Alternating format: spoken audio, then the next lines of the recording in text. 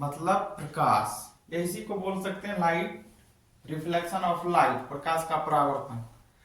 तो ये मेरा पहला चैप्टर जो है प्रकाश का परावर्तन है, रिफ्लेक्शन ऑफ लाइट है। इसको समझना बहुत जरूरी है, फिजिक्स का पहला चैप्टर है, क्लास 10। तो इसमें हम जानेंगे पहले कि लाइट आखिर होता क्या है, लाइट किसको बोलते हैं, प्रकाश किसको बोलते हैं।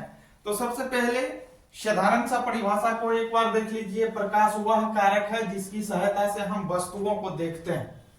प्रकाश वह कारक है जिसकी सहायता से हम वस्तुओं को देखते हैं, प्रकाश कहलाता है। अन्यथा और भी परिभाषा की बात करें हम तो प्रकाश जो होता है वह एक प्रकार का माध्यम होता है। प्रकाश क्या है ना, एक प्रकार का माध्यम है जिसकी सहायता से हम या हमारी आंख किसी वस्तु को प्रत्यक्ष या अप्रत्यक्ष रूप से देख पाती है, प्रकाश कहलाता है। समझ गए? फिर से एक बार बोल दे, प्रकाश वह है या उसे कहते हैं, यह प्रकाश एक प्रकार का माध्यम है जिसके सहायता से हमारी आंख किसी वस्तु को प्रत्यक्ष या अप्रत्यक्ष रूप से देख पाती है, प्रकाश कहलाता है। लेकिन प्रकाश जो होता है स्वयं यह प्रकाश अदृश्य होता है। यह प्रकाश को किसी ने नहीं देखा, ना हम देखे ना आप देखे, किसी ने नहीं देखा। तो प्रकाश जो होता है वह स्वयं अदृश्य होता है। लेकिन जब यही प्रकाश किसी वस्तु पे पड़ता है तो उस वस्तु को देखने लायक अर्थात उस वस्तु को दृश्यमान बना देता है। आगे हम बताएंगे, फिगर के साथ बताएंगे, किसी भी ऑब्जेक्ट को, किसी भी वस्तु को हम किस प्रकार से देखते हैं, किस तरह से देखते हैं, फिगर के माध्यम से समझाएंगे। लेकिन यह शॉर्ट प्रोसेस में जानना है तो आप समझ गए होंगे। प्रकाश वह कारक है जिसकी सहायता से हम वस्तुओं को देखते हैं। यह प्रकाश एक प्रकार की माध्यम है जिसकी सहायता से हमारी आंख या आंख वाले लोग किसी वस्तु को प्रत्यक्ष या अप्रत्यक्ष रूप से देखता है। या ऐसे भी इसको बोल सकते हैं, प्रकाश एक प्रकार का माध्यम है जिसके सहारे या जिसके सहायता से आंख वाले व्यक्ति किसी वस्तु को प्रत्यक्ष या अप्रत्यक्ष रूप से देख पाता है, प्रकाश कहलाता है। हम यहाँ बोले एक शब्द आया है आंख वाले व्यक्ति। जिसके पास आंख है वही देख सकता है, जिसके पास आंख नहीं है वह किसी भी ऑब्जेक्ट को नहीं देख सकता। वह फीलिंग कर सकता है, अनुभव कर सकता है, छू के पता कर सकता है। फॉर अगर एग्जाम्पल ले, अगर हम किसी भी वस्तु को, ये भी पॉइंट याद रखना, अगर हम किसी ऑब्जेक्ट को देख रहे हैं, किसी वस्तु को देख रहे हैं तो वह हम जो देखते हैं प्रकाश की उपस्थिति में, लाइट की उपस्थिति में देखते हैं। अगर लाइट ना हो तो हम किसी भी ऑब्जेक्ट को, किसी भी वस्तु को नहीं देख पाते हैं। फॉर एग्जाम्पल अगर आपको बोल दें हम कि मैथ की बुक ले आओ तो आप अंधेरी में भी मैथ के बुक को ले आ सकते हैं। क्यों? क्योंकि आपको मालूम है कि मैथ की बुक कहां रखे हैं। अगर आप टेबल पे, मेज पे रखे हैं तो अनुभव है, अंधेरा में भी आप जाकर के वहां से उस बुक को ले आ सकते हैं। लेकिन इसी अंधेरी कोठरी में या उसी अंधेरी कोठरी में दो चार सिक्के गिरा देंगे रुपया का, आपको बोलेंगे कि खोज करके ढूंढ करके दो, तो आप नहीं देंगे। आप बोलेंगे सर कि हमको लाइट दीजिए या टॉर्च दीजिए या बल्ब जला दीजिए, तो आपको रुपया या सिक्का खोज करके दे देंगे। आप इस तरह से बोलेंगे। तो कहने का सेंस कहीं ना कहीं जाता है कि किसी भी ऑब्जेक्ट को देखने के लिए, किसी भी वस्तु को देखने के लिए हमको प्रकाश की ही आवश्यकता होती है। प्रकाश की उपस्थिति में ही, लाइट की उपस्थिति में ही, लाइट के प्रेजेंटेशन में ही हम किसी वस्तु को देख पाते हैं। तो आपको ये याद हो गया होगा। आगे और भी इसको विस्तार तरीका से बताएंगे तो आप इसको भी समझ गए। फिर चलिए थोड़ा सा देखते हैं प्रकाश के गुण। अब गुण क्या है? Properties of light. Properties of light, प्रकाश के गुण, या इसी को बोल सकते हैं सम प्रॉपर्टीज ऑफ लाइट, प्रकाश के कुछ गुण। अब प्रकाश के गुण क्या है कि प्रकाश सरल रेखा में गमन करती है। प्रकाश सरल रेखा में गमन करती है। सरल का अर्थ हुआ सीधी। प्रकाश जो है वह एक सरल और सीधी रेखा में गमन करती है। सरल और सीधी रेखा में गमन करती है, इसका मतलब क्या हुआ कि प्रकाश जो गुजरती है ना वह स्ट्रेट लाइन में यानी कि सीधी रेखा में गुजरती है। यानी कि इसके गमन पथ के का डायरेक्शन जो है, माध्यम जो है प्रकाश को गमन करने का, अगर इसके माध्यम में थोड़ा सा भिन्नता ला दे, चेंजिंग कर दे, तो हम डीपली इसको नहीं देख पाएंगे। कहने का भावार्थ ये हुआ, अगर हम इस चीज को और भी उदाहरण से समझेंगे, सपोज कीजिए यह एक क्या है कि पाइप है। अगर इस पाइप के सहारे हम देखना किसी वस्तु के या आपको हम देख रहे हैं तो आराम से देख लेंगे, क्योंकि यहां से यहां तक इसमें छिद्र है और ये क्या है, स्ट्रेट है, सीधा है, सीध में है, तो देख लेंगे। लेकिन इसी को अगर हम थोड़ा सा यहाँ आगे वाले भाग को नीचे की ओर या ऊपर की ओर मोड़ देंगे तो फिर हम यहां जहां तक सीधा वहां तक तो दिखाई देगा, लेकिन जहां पे ये टेढ़ा हुआ है, मुड़ गया है, वहां से हमको धुंधला दिखेगा, आगे दिखाई ही नहीं देगा। तो इससे यह स्पष्ट होता है कि प्रकाश की किरणें जो होती है वह सरल और सीधी रेखा में गमन करती है, और यह क्वेश्चन कई बार पूछा जा चुका है ऑब्जेक्टिव में, आपको याद रखना। नेक्स्ट नंबर की बात कर ले, प्रकाश विद्युत चुंबकीय तरंग है। प्रकाश जो है वह एक विद्युत चुंबकीय तरंग है, और इसके या इसे संचरण के लिए माध्यम की आवश्यकता नहीं होता। इसके संचरण के लिए माध्यम की किसी भी प्रकार की आवश्यकता नहीं होती है। फिर अगला अगर देखें, प्रकाश पारदर्शी वस्तुओं की तीक्ष्ण छाया बनाता है। यही प्रकाश जो है, लाइट जो है, किसी भी ऑब्जेक्ट का, किसी भी वस्तु का क्या करता है, छाया बनाता है। जब तक लाइट ना हो, जब तक धूप ना हो, तब तक छाया बन ही नहीं सकता है। तो आप इसको भी समझ गए। फिर नेक्स्ट दिया हुआ प्रकाश की चाल, यानी कि बात करें प्रकाश की चाल तो सबसे अधिक होता है, कहां पे सबसे अधिक होता है, निर्वात में। आपको याद रखना है कि प्रकाश की चाल निर्वात में सबसे अधिक होता है, और सबसे अधिक कितना होता है, 3 × 10⁸ मीटर पर सेकेंड। आपको ये याद रखनी है, तो आप इसको भी समझ गए। फिर आगे बढ़ते हैं, प्रकाश स्रोत। प्रकाश स्रोत किसको कहा जाएगा, स्रोत का अर्थ हुआ जहां से इसका उत्पत्ति हुआ है, जहां से ये आ रहा है। जैसे हम बोलते हैं सोर्सेस ऑफ वाटर, वाटर का स्रोत क्या है, पानी का स्रोत क्या है, तो पानी का स्रोत क्या है, झील है, समुद्र है, नदी है, तालाब है, पोखर है, हैंडपंप है, ये सब पानी का सोर्सेस है, स्रोत है। इसी तरह से आपको पूछ रहा है यहां प्रकाश के स्रोत, तो प्रकाश के स्रोत, लाइट के स्रोत क्या हो सकता है, तो लाइट का स्रोत जो होगा, जिस वस्तु से प्रकाश निकलता है उसे प्रकाश स्रोत कहते हैं। जैसे जहां से हमको पानी मिलता है, पानी का स्रोत कहलाएगा वो। उसी तरह से प्रकाश का स्रोत क्या होगा, जहां से प्रकाश मिलता है वह क्या होगा, प्रकाश स्रोत कहलाएगा। तो कहता है जिन वस्तुओं से प्रकाश निकलता है उसे प्रकाश स्रोत कहते हैं। अब ये प्रकाश स्रोत की बात कर ले, तो इस प्रकाश स्रोत को दो भाग में बांट दिया गया है। दो भाग में इसको बांटा है। दो भाग में अगर हम बात कर ले, देखिए यहां पे दो भाग में अगर हम बात कर ले, तो एक जो दिया है प्राकृतिक प्रकाश स्रोत में बांटा है, प्रकाश स्रोत प्राकृतिक, दूसरा बांटा है मानव निर्मित। तो शब्द से ही स्पष्ट है, शब्द से ही यह स्पष्ट है कि प्रकाश स्रोत में पहला है प्राकृतिक। प्राकृतिक क्या होगा, प्राकृतिक वस्तुएं या ऑब्जेक्ट किनको बोलते हैं, जिन ऑब्जेक्ट का, जिन वस्तुओं का निर्माण हम लोग नहीं किए, जिनका निर्माण ईश्वर ने किया, ईश्वरीय शक्ति का देन है, उसको क्या बोलेंगे, प्राकृतिक स्रोत बोलेंगे। फॉर एग्जाम्पल की बात कर ले, जैसे सूर्य, सूर्य को हम लोग नहीं बनाए, तारे हम लोग नहीं बनाए, ये आदि जो है प्रकाश के प्राकृतिक स्रोत है, ये प्रकाश के प्राकृतिक स्रोत है। अब दूसरा जो होता है वह होता है मानव निर्मित, स्रोत में भी आएगा। मानव निर्मित क्या होगा, जिसका निर्माण मनुष्य ने किया, जिसका निर्माण हम लोगों ने किया, तो उसको क्या बोलेंगे, मानव निर्मित। फॉर एग्जाम्पल अगर बात कर ले, मोमबत्ती, मोमबत्ती का निर्माण हम लोगों ने किया। इसी तरह से लैंप है, लैंप हम लोग बनाए, दिया हम लोग बनाए, बल्ब हम लोग बनाए। तो ये सबको किसका बोलेंगे, प्रकाश के मानव निर्मित स्रोत कहलाएगा, क्योंकि इसको बनाने का श्रेय जो है वह मनुष्य को जाता है, मानव को जाता है, इसलिए कौन सा स्रोत ये कहलाएगा, मानव निर्मित स्रोत कहलाएगा प्रकाश का। फिर आगे देखिए, अब इसी का दे दिया, प्रकाश के जितने भी स्रोत हैं उनमें अन्य प्रकार की, क्या रहा, प्रकाश के जितने भी स्रोत हैं उनमें अन्य प्रकार की विभिन्न ऊर्जाओं को प्रकाश में बदला जा सकता है। मतलब कहने का भावार्थ यह हुआ कि प्रकाश के जितने भी सोर्स है, जितने भी स्रोत है, उनको ऊर्जा के भिन्न भिन्न रूपों में, भिन्न भिन्न रूप में हम क्या कर सकते हैं, बदल सकते हैं। तो कैसे बदल सकते हैं, जैसे देखिए लालटेन है, यहां एक नंबर लालटेन, लैंप आदि में तेल संचित, यानी कि लालटेन हो गया, दिया हो गया, जिसको लैंप बोलते हैं, इसमें जो संचित क्या रहता है, रासायनिक ऊर्जा होता है, इनमें तेल जो होता है इसका दहन होता है, और ये किस में बदलता है, संचित रासायनिक ऊर्जा को या प्रकाश ऊर्जा में बदल देता है। कहने का भावार्थ यह हुआ कि उस लालटेन में, उस दीपक में, उस दिया में जो हम तेल डाले हुए हैं वह जलता है, उसका दहन होने के बाद उसी को किस में ये कन्वर्ट कर देता है, बदल देता है, प्रकाश में बदल देता है, यानी कि लाइट देने लगता है।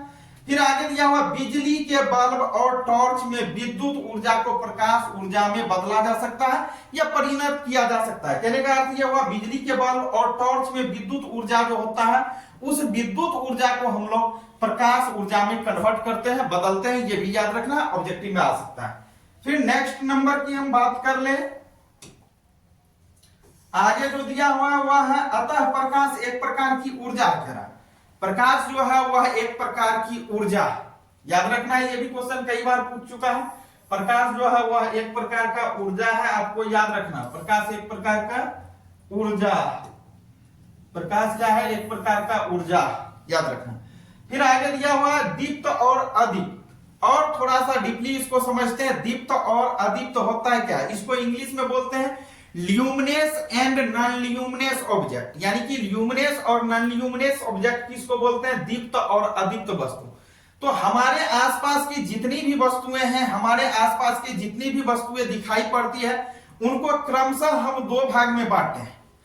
दो भाग में जो बांटे हैं वह है पहला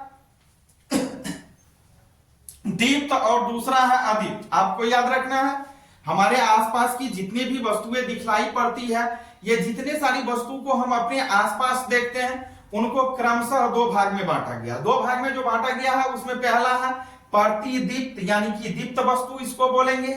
ल्यूमिनेस ऑब्जेक्ट या थिंग्स भी बोल सकते हैं इंग्लिश में, तो दीप्त हो गया। दूसरा होता है अदीप्त। अब बातें आती है कि दीप्त वस्तु किनको बोलेंगे, जिन वस्तुओं के पास या जिन ऑब्जेक्ट के पास अपना प्रकाश होता है उसको दीप्त बोलते हैं, यानी कि जिन वस्तुओं के पास अपना स्वयं का प्रकाश होता है उसे दीप्त बोलते हैं। अगर फॉर एग्जाम्पल की बात कर ले, हम यहां पे एग्जाम्पल की बात कर ले, यहां पे दिया हुआ है, थोड़ा सा परिभाषा इसका समझिए। जो वस्तुएं प्रकाश उत्सर्जित करती है वे प्रतिदीप्त या दीप्तिमान वस्तुएं कहलाती है। वही हम बोले थे, जिन वस्तुओं के पास अपना स्वयं प्रकाश होता है या जो वस्तु अपने प्रकाश से प्रकाशित होती है, ऐसे वस्तुएं को हम दीप्त वस्तु बोलेंगे।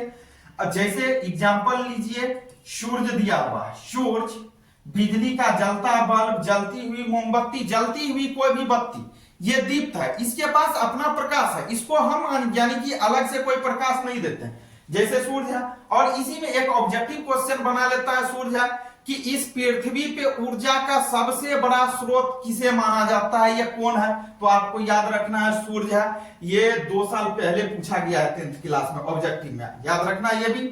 तो चलिए फिर देखते हैं, दीप्त समझ गए, प्रतिदीप्त किसको बोलेंगे, दीप्त किसको बोलेंगे, जिन वस्तुओं के पास स्वयं अपना प्रकाश होता है या वह वस्तुएं जो अपने प्रकाश से प्रकाशित हो उसे दीप्त बोलेंगे। और इसका एग्जाम्पल सूर्य हो गया, जलती हुई कोई भी बत्ती हो गया, धकता हुआ कोयला हो गया, जलती हुई मोमबत्ती हो गया, ये सब याद रखना। इसी का जस्ट उल्टा हो जाएगा, अपोजिट क्या हो जाएगा, अप्रतिदीप्त, यानी कि नॉन ल्यूमिनेस ऑब्जेक्ट।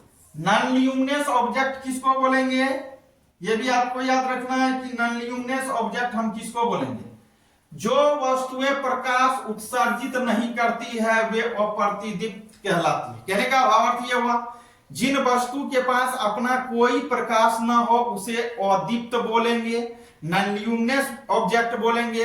और इसको बेटर तरीका से समझे तो वैसे वस्तुएं जिनके पास अपना कोई प्रकाश नहीं होता लेकिन वह दूसरे के प्रकाश से प्रकाशित होता हो, तो ऐसे वस्तु को हम अदीप्त वस्तु बोलेंगे। लेकिन ये वस्तु दिखाई देता है, किनके उपस्थिति में दिखाई देता है, तो दीप्त के उपस्थिति में दिखाई देता है, ये भी आपको याद रखनी। तो दिया हुआ क्या रहा है यहाँ पे देखिए, जो वस्तुएं प्रकाश उत्सर्जित नहीं करती है अप्रतिदीप्त कहलाती। जैसे टेबल, टेबल के पास अपना कोई प्रकाश नहीं है। कुर्सी, कुर्सी के पास अपना कोई प्रकाश नहीं है। पुस्तक, पुस्तक के पास अपना कोई प्रकाश नहीं है। पौधा, पौधे जो है इसके पास अपना कोई प्रकाश नहीं है। तो ऐसे वस्तु को, ऐसे ऑब्जेक्ट को, ऐसे थिंग्स को हम क्या बोलेंगे, नॉन ल्यूमिनेस ऑब्जेक्ट बोलेंगे, क्योंकि इसके पास अपना कोई प्रकाश नहीं है। लेकिन जब इसी वस्तु के सामने, इसी ऑब्जेक्ट के सामने, इसी ऑब्जेक्ट के नजदीक हम किसी दीप्त वस्तु को ले आते हैं, तब इस टेबल को, कुर्सी को, पुस्तक को, पौधे को बड़े आसानी से देख लेते हैं। कारण क्या होता है कि ये अदीप्त वस्तु उस समय दीप्त वस्तु के कुछ भाग को एब्जर्व कर लेता है। एब्जर्व का अर्थ होता है शोषण करना, कुछ भाग को शोषण करता है। जो इससे बच जाता है शोषण के बाद, वह इस वस्तु से छिटक कर हमारे आंख के रेटिना से टकराती है, तब हम उस वस्तु को बड़े ही आसान से देख पाते हैं कौन सा वस्तु है कौन सा नहीं है। तो चलिए फिर आगे थोड़ा सा बात कर लेते हैं। जब किसी प्रतिदीप्त वस्तु से निकला प्रकाश किसी अप्रतिदीप्त वस्तु से टकराकर हमारी आंखों तक पहुंचता है, तभी हम उस अप्रतिदीप्त वस्तु को देखते हैं। कहने का भावार्थ यह हुआ कि इससे पहले जो समझाए लाइन वही था ये दिया हुआ। चलिए थोड़ा सा देखते हैं प्रकाश का परिकिरणन दिया। परिकिरणन को समझना बहुत जरूरी है, इसको और पीछे देना था हमको, यहां लिख दिए। परिकिरणन को समझना बहुत जरूरी है। परिकिरणन क्या होता है? परिकिरणन के अर्थ को पहले समझना बहुत जरूरी है। परिकिरणन का अर्थ होता है बिखेरना। बिखेरना आप देखे होंगे जिस समय बारिश की मौसम आती है, बारिश के मौसम में काफी बारिश होती है, हमारे यहाँ जो घर बना होता है टीन का या खड़ का बना होता है, उस खड़ पे यानी जिसको हम ओलती बोलते हैं, वहां पे पानी के कुछ बूंदे होता है लगाव। अगर उस पे सूर्य की प्रकाश पड़ती है तो वो एक विचित्र तरह का दिखता, पूरा चमकीला सुनहरा सा दिखता है। वही है प्रकाश का परिकिरणन। वहां पे क्या होता है, ये बिखेरता है, प्रकाश को क्या कर देता है, बिखेर देता है, अलग अलग दिशाओं में, सभी दिशाओं में फैला देता है, बिखर देता है। वही दिया हुआ प्रकाश का परिकिरणन। तो कहता है जब प्रकाश जब सूक्ष्म कणों पर पड़ता है, सूक्ष्म कणों का अथवा छोटे छोटे कण पे, छोटे छोटे वस्तु पे, तो वे कण उन पर पड़ने वाले प्रकाश की कुछ ऊर्जा को अवशोषित कर देती है, यानी कि एब्जॉर्ब करती है, शोषण करती है, और फिर उसे चारों ओर विकृति कर देता है। यानी कि कहने का भावार्थ यह हुआ कि जब प्रकाश सूक्ष्म कणों पर पड़ता है तो वे सूक्ष्म कण क्या करता है, प्रकाश के कुछ भाग को एब्जॉर्ब करता है, शेष जो भाग बच जाता है वह छिटक करके उससे सभी दिशाओं में फैल जाता है। इसे ही हम प्रकाश का परिकिरणन बोलेंगे। आगे दिया हुआ है प्रकाश की किरणें। प्रकाश की किरणें, प्रकाश की किरणें में थोड़ा सा कुछ पॉइंट को समझना जरूरी है हमको। प्रकाश की किरणें में दिया हुआ है आपको यहां पे, चलिए देखिए प्रकाश की किरणें।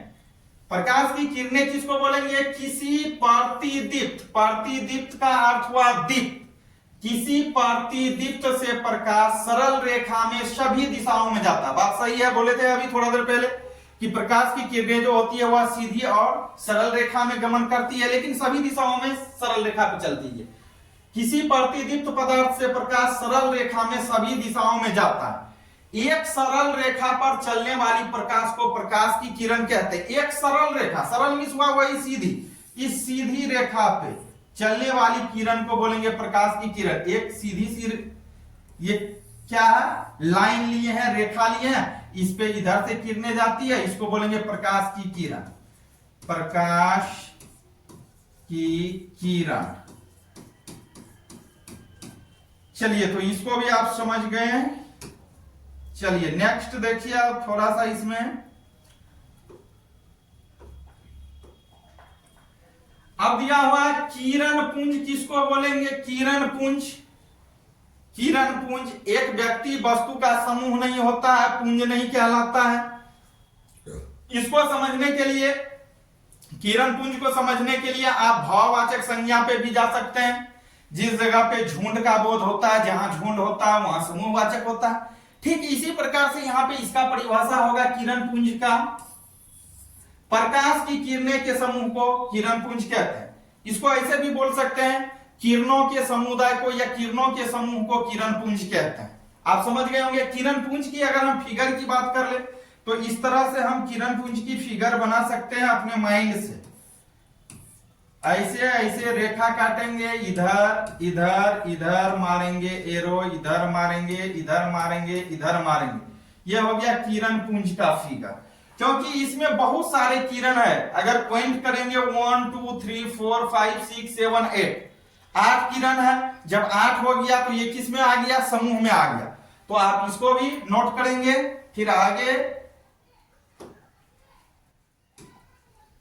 आगे की लाइन हम देखते हैं। मुख्यतः किरण पुंज 3 प्रकार के होते हैं। कहने का भावार्थ यह हुआ कि किरण पुंज जो है वह कितने प्रकार के होते हैं, पूछता तो किरण पुंज जो होता है वह 3 प्रकार का होता है, याद रखना है। किरण पुंज 3 प्रकार के होते हैं। 3 प्रकार के कौन कौन किरण पुंज होते हैं? अपसारी किरण पुंज होता है, 1 नंबर अपसारी किरण पुंज, दूसरा समांतर किरण पुंज, तीसरा आपको याद रखना अभिसारी किरण पुंज। ये 3 प्रकार के किरण पुंज होते हैं। अगर इसी का नाम हम थोड़ा सिंपल वे में बोले तो ये जो पहला होता है वो होता है समांतर किरण पुंज को छोड़ करके चलिए संश्रित किरण पुंज लेते हैं। संश्रित किरण पुंज, दूसरा अपसरित किरण पुंज,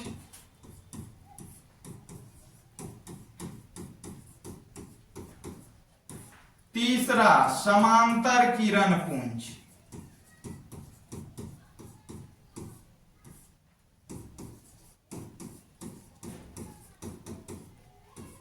ये 3 प्रकार के किरण पुंज होते हैं। इसी का नाम है यहां पे लिखे हम शॉर्ट प्रोसेस में, संश्रित किरण पुंज, अपसरित किरण पुंज, समांतर किरण पुंज।